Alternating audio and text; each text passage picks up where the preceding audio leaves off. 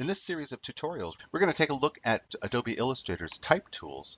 Together, we're going to create this exercise that you see here. What we're seeing here is an example of Victorian type. Not exactly. It's what we call in graphic design a pastiche, basically taking the style and the aesthetic of a different era in graphic design and applying it to your work. Now, specifically, this is inspired by some of the work that was created by the Sanborn Map Company. The Sanborn Map Company was known for their amazingly intricate and detailed title pages. They created detailed street maps of almost every city and community in North America during the turn of the 20th century. As you can see from this example here, while there was a lot of ornament, the underlying structures of these designs is very sound and appealing. There has been, in the graphic design world over the last few years, a resurgence of Victorian typography.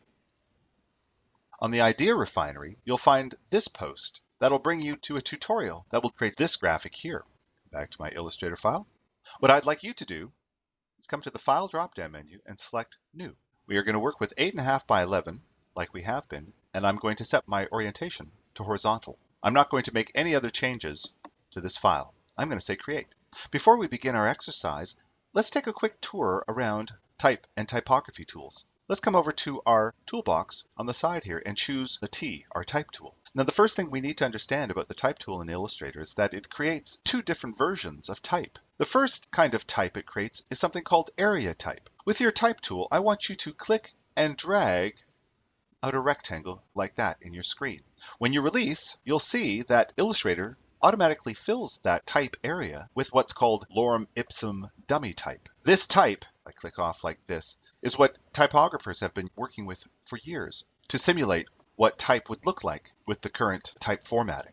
If I select this again, you'll notice that there is a bounding box around this type area. The thing about area type, though, is if we resize it using the bounding box, I don't change the type inside that type area. I only change the area in which that type flows into. This is very handy if you are going to be laying out area type, and you might do something like this on a brochure or some sort of magazine. But this is not the kind of type that we want to work with for our exercise. I'm going to click off so this is not selected. I'm going to come back to my type tool and select it. This time, rather than clicking and dragging with my type tool, I'm going to click once. Again, we see some lorem ipsum dummy type put into that space. But if I begin typing, you can see that this time the type doesn't stay within a particular area. It starts from a point and just keeps on going. That's why this version of type in Illustrator is called point type. These are the two different versions of type. One of the differences between point type and area type in Illustrator is that with point type, if I click and drag on the bounding box, I can resize that type and make it larger or smaller. I'm going to press Command Z to get back. The last thing I want to mention, though, is that we can convert either one of these versions of type into the other by selecting it. And this little lollipop looking thing on the side here, if I double click that, this area type has now been turned into point type, that I can resize by using the bounding box. The same goes for this version of point type. If I double click little lollipop on the side, this is now area type. And if I resize that area, that type now flows within it. The last thing I want to say, and this is really important, is that if we are ever resizing type, whether it be area type or point type, we must always press the Shift button to maintain the proportions of this type. If I were to resize this while not holding down the Shift button, I can do something like this. Now, this is really important to remember. All type has been designed to look good without any sort of scaling. Once you do scaling like this, that type no longer looks good. I'm going to delete both of these examples here. Let's start fresh. I'm going to come back to our type tool and click on it once. For our exercise, we are going to be working with point type, so I just want you to click once. Let's type in the word that we are going to be working with for our exercise. I'm going to type in the word Victorian. And because this is point type, when I come over to my black arrow, the bounding box that appears around that type allows me to click on it and rescale it while holding down my Shift button. I'm just going to resize it into my artboard so it's about that size. Now, before I proceed, I have an issue. I've used upper and lowercase letters in my word, but in my example, all the letters were capitalized. We can do that quite easily by selecting the type and coming to the Type drop-down menu and selecting Change Case to Uppercase. Now my letter forms are all uppercase. Before we get much further with this exercise, though, let's take a look at Illustrator's typography tools by opening up the Character panel. Let's come to the Window drop-down menu. Near the bottom of this menu, you'll see Type.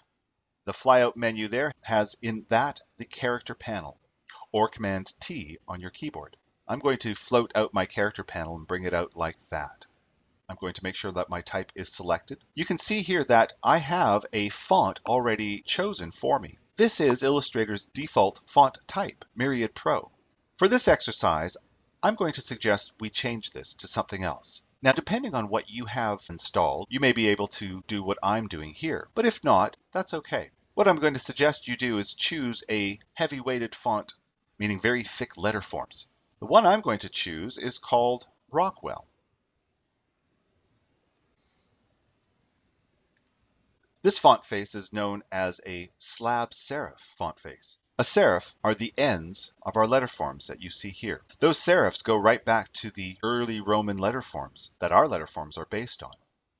Designers used to think that it was these little endpoints made it easier for the letters to be read, but we know now that that's not the case. But these serif letter forms still exist. Some of them have a certain old-fashioned feel to them, like this one, which is perfect for our Victorian exercise. Just going to move that into the center of my artboard like that. Back in the Character panel, underneath the Rockwell font family, I can set the font style by clicking here. Some fonts only have the one font style, but this one here has a couple. Again, I'll let you decide what font styling you would like to use. I'm going to stick with regular. Underneath that, we see some fields. This first one here is our font size. Currently, my font size is set to 115 points. A point is an old typographic measure going back to the early days of the very first printing presses. And a point is very small. It takes 72 points to make up 1 inch. So you can see that my font here at 115 points is just over 1 inch in height. I can change that by clicking the up arrow or the down arrow, but I also have a preset value here. If I click on that disclosure arrow, I can choose a preset font size. I'm just going to stay with 114 that I have here right now. Next to the font size, we have the font leading field. Now the font leading field is only really necessary if I have lines of type stacked on top of each other. This determines the spacing in between those lines, but I only have the one line of type, so this field won't be useful for us for this exercise. But down here in the bottom left of our Character panel, this field is called our letter form kerning. Now kerning is how we control the spacing in between letter forms. And in fact, with this word Victorian here, I see I have some letter spacing issues, some kerning issues. For example, the space around the O seems a little too generous on the right-hand side. This I feels a little too close to the V, and these last 3 letters, I, A, N, are feeling much too close together. Let's change that. I'm going to again come over to my toolbox and choose my Type tool, and I'm going to click once in between the V and the I to place my cursor in between those 2 letter forms. What I'd like to do is create a little bit more space between these letter forms so they don't feel quite so tight. I'm going to come over to my Character panel and click the up arrow, but you can see that the spacing is so subtle that even after pressing it a few times, I barely see any difference here. I prefer to use the disclosure triangle and choose a value like positive 25. Already that feels a little bit better spaced. I'm going to bring the O and the R a little bit closer together by clicking between those 2 letter forms. And this time I'm going to use a negative value, minus 25. And that already does look better. Now the spacing between the R and the I could be increased a little bit. I'm going to again choose positive 10. Not much, very subtle. I'm going to increase the spacing between the I and the A. And then finally I'm going to increase the spacing between the A and the N. Not too much. I just want there to be a little bit of spacing between their serifs. And before I leave that, I'm going to make this last change. I'm going to click between the I and the C, and I'm going to bring that a little bit closer together like that. Now, if you think that's a bit picky, welcome to the world of typography. Being a good typographer means having an infinite capacity to take pains with these sort of details. The final thing I want to talk about here in the Character panel is this field here. This is our tracking field. Tracking works very similarly to kerning, but whereas kerning spaces individual letter forms, the tracking spaces the entire word. For example, if I double click on that word to select all the letters, I will come over to the character panel, click on the disclosure triangle for the presets, and I can choose some other spacing like that. What's nice about this is that the original kerning that I've put in is being maintained. And in fact, I am going to space this out just a little bit like so. Before I leave this, I'm just going to double click in between that O and the R, and I'm going to bring them even closer together still. There we go. I think that is starting to feel a little bit better. So what are we going to do next? Well, if I come back to my sample, I can see that I need to change my colors of my fonts. Currently, my type is black, but this has a white fill with horizontal lines as a pattern going through it. Then around those letter forms is a big heavy outline, and then around everything is another heavy outline. Let's talk about how we are going to do that. I'm going to come back to my demo. I don't need my character panel anymore, so I'm just going to close that. The first thing I want to do is change the color of my fonts. Currently they're black. I want them to be white with a black stroke surrounding them. Now you may be tempted to come over here to the color panel and make those changes here. Let me show you why that won't work. I'm going to bring the fill indicator forward and set that to white. I'm going to bring the stroke indicator forward and set that to black. Well, so far so good. The problem is, if I come over to my stroke panel and increase the weight of that stroke by pressing the up arrow in the weight field here, you can see I can quickly run into a problem. Where did my white fill go? The issue is that, come back over here to the appearance panel, with that still selected, you can see that I have a type object selected, and inside of that type object, we have what are called characters. Those are the individual letter forms. If I double click that, you can see, hey, well, there is my stroke and the fill. All I really need to do is reorder this. I just need to bring the fill above the stroke. If I try to do that, however, you'll notice that it won't work. No matter how many times I try to drag that fill above the stroke, it won't work.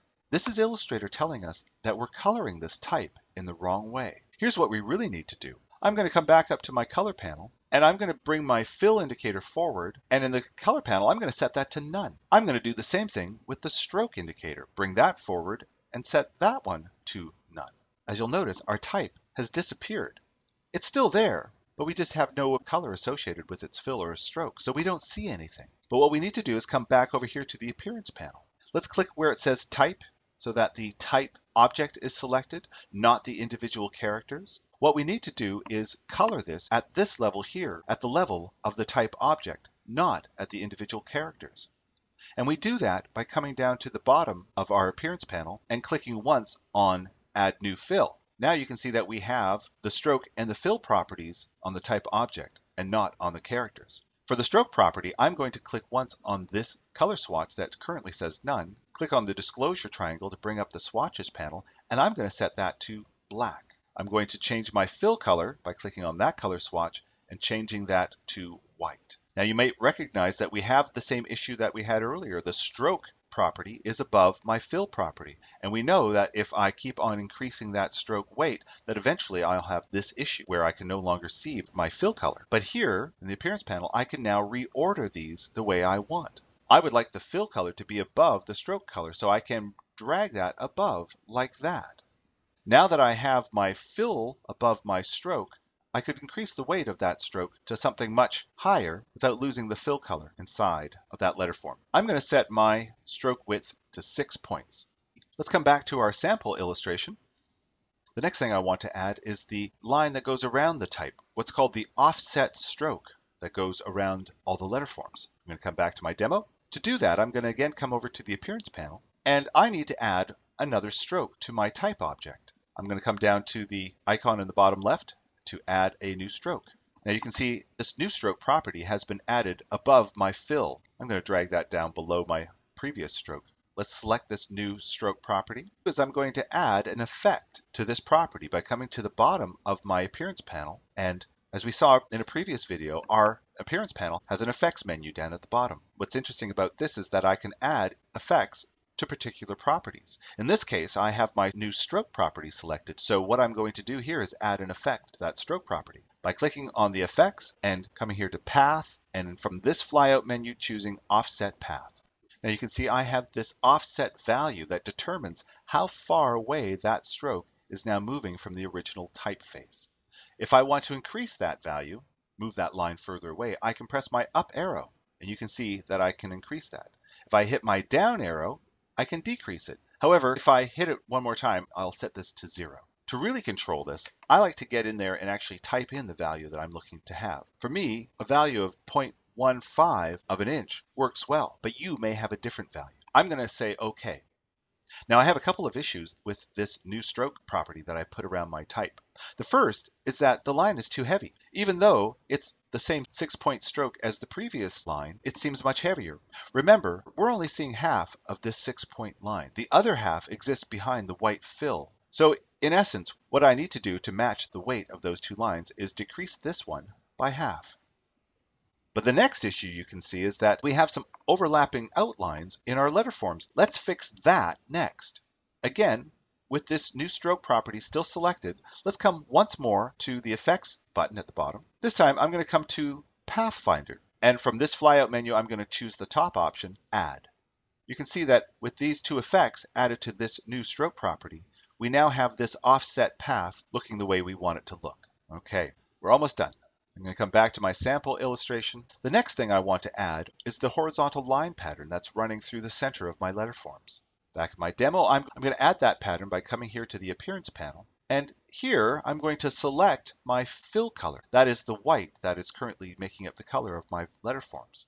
I'm going to come to the bottom of my Appearance panel and click once on this Add New Fill icon. I now have a new fill sitting over top of the original fill, both of them the same color, so we don't see any difference. With this new top fill property, though, I'm going to click once on the color swatch disclosure triangle to open up the swatches panel. From here, I'm going to click once on the Swatch Libraries menu button. If you recall, we did something similar to this in a previous video. If I come to the Patterns section and then hover over Basic Graphics and then finally Basic Graphics Lines, I can choose from this panel a pattern that suits my font.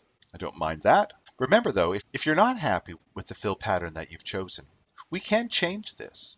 For example, if I come over to my toolbox and double click my scale tool, underneath the options section here, if I unclick transform objects and leave transform pattern selected, you'll see that the pattern inside of those letter forms is changed to whatever this value is. I'm going to increase that just a little bit. I'm pressing the up arrow on my keyboard while holding the shift button, which increases that value by 10%. Or if I press the down arrow, it decreases that value by 10%. I kind of like this pattern at a 50% value. I'm going to say OK. Let's come back to our sample. The last thing I'm going to do is create this arch effect. This is something we see a lot in Victorian typography. Back to my demo. Now I'm not exactly sure what happened. It seems as if my outline font has lost some weight. I'm going to come back to my Appearance panel. I'm going to choose that stroke property, and I'm just going to bring it back up to the 3 points that it was. The last thing I'm going to do is add what's called a warp effect onto this entire word. So let's make sure that in the Appearance panel that I have the top level type object level selected. If I had any of these individual properties selected at this point, I would only add the warp effect to that one property. With that type property selected, I'm going to again come to the bottom of my Appearance panel and click once on the Effects button. From here, I'm going to hover over Warp, and from this flyout menu, I'm just going to choose Arc. I'm going to move my Warp Options panel down here so we can see how this is working. You can see that we can control the amount of arc that we see here with this slider here. But we do have some sliders over on the bottom here that also allow us to distort this effect. I'm going to bring these sliders back to 0.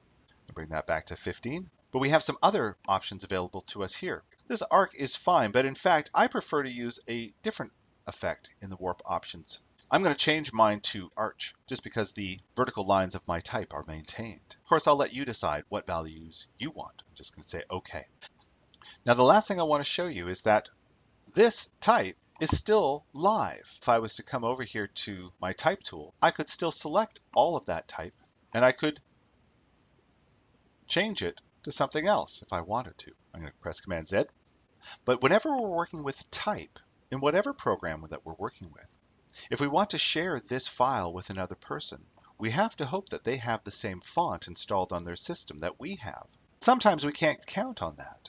If you are in that situation, what I recommend is that you outline your fonts before you send them to other people. By outlining, we convert our letter forms into graphic shapes, which no longer requires us to have that font installed on our computers. The only problem is that this font is no longer editable. So only do this last step if you're sure that you don't need to make any more changes. But if you are sure that you don't need to make any more changes, select your font and come to the Object drop-down menu and select Expand Appearance. Now what has happened, if I come to my View drop-down menu and select Outline, is you can see that that type has now been replaced by vector shapes that we can now click on and change if we want to. Going to come back to the View drop-down menu and select Preview. Now this type could be sent to anybody and be opened up regardless of whether or not they have the font installed. I'm just going to show you one last thing. In our panel stack on the right, we have a panel here called Symbols. If I click on that, I see a very small set of pre-installed symbols. However, you'll notice that there is a library button down at the bottom here. I'm going to click once on that, and I'm going to choose from this list the Florid Vector Pack. And you can see this panel shows a number of Victorian flourishes.